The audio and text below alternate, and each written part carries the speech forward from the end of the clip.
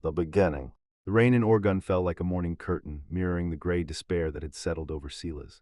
It wasn't a dramatic sadness, not a wailing tempest of grief, but a dull, persistent ache, a feeling that his life had irrevocably settled on the wrong course. His father, a carpenter, had died a year past, leaving Silas with nothing but a small inheritance and an inherited sense of lost purpose. He'd been a promising architect, but the blueprints had withered before they could be drawn, replaced by a suffocating inertia. Then he found a forgotten journal detailing a solitary man's thousand-mile trek across America. That single read had been his turning point. He decided he had to do it too, a way to prove he could still do something, to feel alive. He would walk 1,000 miles. Days 150, concrete and dust. The first weeks were brutal. The urban landscape of Lagos, a concrete behemoth of relentless traffic and choking dust, was merciless.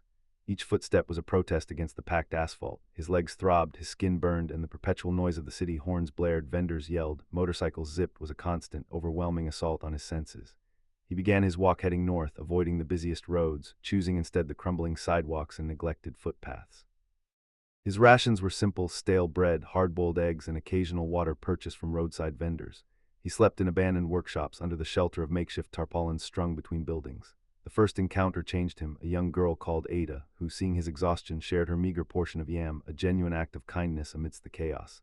"May God guide you, sir," she'd said, her eyes sparkling with a generosity that surprised him. He learned to accept help when it came, a humbling lesson in vulnerability. Days 51-100, the river's edge. Leaving the city behind, he entered a region of rolling hills and acacia trees. The dust gave way to heat, then to the cool blessing of rain. His pace quickened slightly, fueled by the slower, more natural rhythm of the landscape. He started following a small river, finding respite in its shaded banks. He met an aging farmer, Baba Musa, who lived in a small mud hut. Musa showed him how to filter water using local plants, a skill that proved invaluable. They shared stories over pots of smoky tea. Musa's life was simple, profoundly content. The greatest journeys, he'd murmured, are not measured in distance, but in the quiet understanding you gain. Silas found himself increasingly drawn to Musa's philosophy. His steps felt less like a test of willpower and more like a flow, a letting go of past regrets and future anxieties. A particularly brutal storm swept through, threatening to wash him away. Forced to huddle beneath a fallen acacia branch, shivering uncontrollably, he realized he wasn't afraid of the weather. He was afraid of continuing without purpose. That night he resolved to keep going, to honor his father's memory by persevering. Days 101-150, the Bandit's Trail. The further he ventured, the leaner the terrain became. The rivers grew wider and the vegetation denser.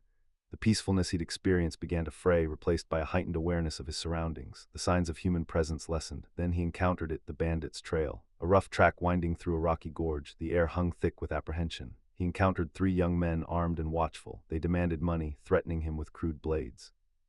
Silas, recalling Musa's words, refused to panic. He spoke calmly, acknowledging their need but insisting it wasn't within his means to offer. To his surprise, they laughed. They were hungry, desperate, simply wanting to feel seen. They showed him a hidden spring, sharing their meager supply of dried goat meat, a brief, precarious truce born of shared vulnerability. This event shifted something profound within him. He understood that even in darkness, humanity still flickered.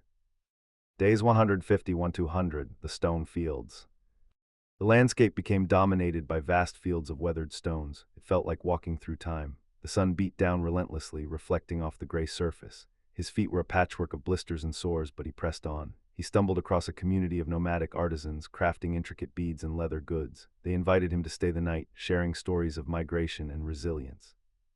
A woman named Zara taught him to read the patterns etched by erosion on the stones, a silent history of the land. Each stone tells a story, she explained, a testament to survival. He began to recognize a similar pattern in his own life, the echoes of his father's work, the unresolved grief, the lingering desire to build anew. He realized that walking was not just about covering distances. It was an act of excavation, uncovering hidden layers. Days 201-250, the Desert Silence. The stone fields dissolved into a sweeping desert, an expanse of sand and sky. The heat shimmered, playing tricks on his eyes. Water was a constant preoccupation. He learned to recognize the signs of a potential mirage, to seek shelter beneath the sparse shade of thorny bushes. He encountered an old blind storyteller, Alhaji Idris. Idris' voice carried with surprising force, recounting tales of heroes, villains, and dreams. "Look closely," he rasped, "for the greatest journeys are not those that lead outward, but those that reveal yourself."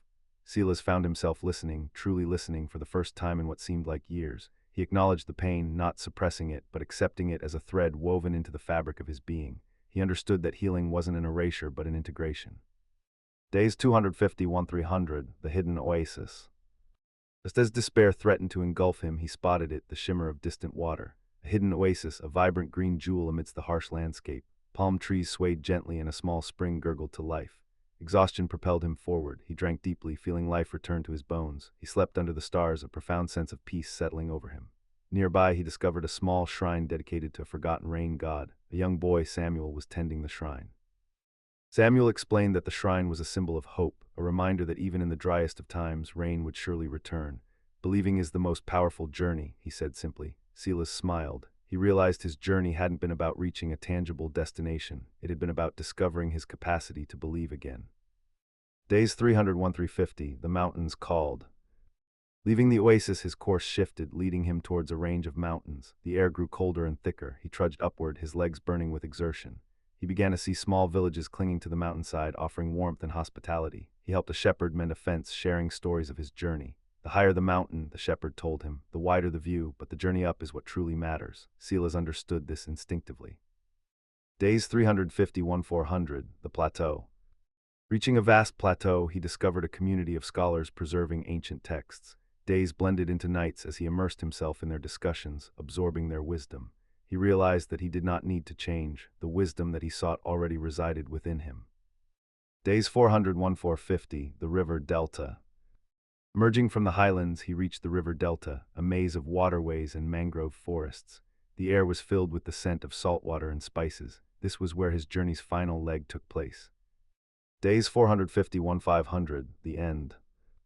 After 500 days, Silas, a weathered and hardened man but also a man reborn, stood on a small beach, the vast ocean stretching before him. He looked back at the path he had walked, a line etched into the landscape. He knew he wouldn't return to his previous life, but he understood that his journey had only just begun. He had walked 1,000 miles, but he had discovered the most profound journey of all, the one within himself. And in that revelation, he had found his purpose. His journey wasn't over, it was simply evolving. The ocean whispered its secrets, and Silas, finally at rest, prepared to listen.